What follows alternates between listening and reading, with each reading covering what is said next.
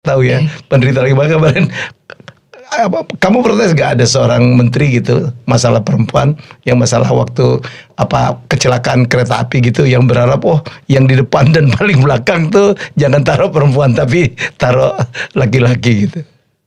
Walaupun beliau minta maaf akhirnya. Iya sebenarnya bukan itu. Aduh aku juga bingung ya. Hari ini tuh kita lagi on the era of offensiveness itu ya. Yes.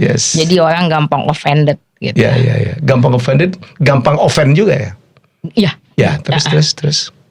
Nah jadi aku bingung mau menjelaskannya gimana.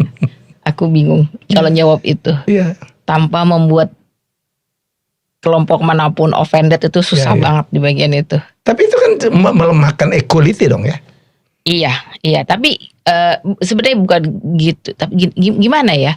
Kalau kita lihat itu ya, misalnya kan aku nggak tahu apakah yang dia percakapkan itu misalnya depan dan belakang, sehingga ya jangan dua-duanya di depan juga di belakang juga gitu. Misalnya yang cowoknya di tengah, misalnya, atau gimana? Kereta perempuan taruh belakang dan itulah banyak korban karena ditabrak dari belakang. Seharfiah itu dia menerjemahkan. Iya. Mungkin karena ada data yang mengatakan bahwa misalnya nih pada saat terjadi kondisi-kondisi apa sih sebutannya kayak gitu, yang kondisi-kondisi entah kecelakaan, entah misalnya kemudian misalnya ada gempa bumi atau apapun, kebakaran atau apapun gitu. Itu memang physically gitu ya, secara fisiologi perempuan itu sulit, misalnya kayak loncatnya nggak sejauh laki-laki, setuju. Kayak gitu.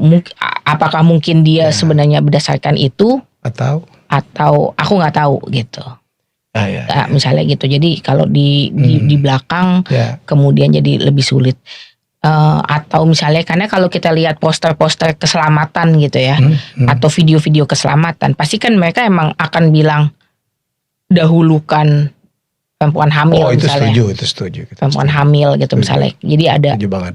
Atau mungkin beliau lihat misalnya potensi, misalnya kalau misalnya di gerbong yang isinya perempuan ada perempuan hamil juga misalnya, ada anak kecil misalnya kayak gitu.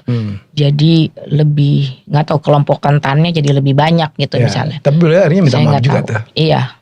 Yang lucu komentar netizen tuh nggak paham ya derita laki-laki kecil dimarahin ibu.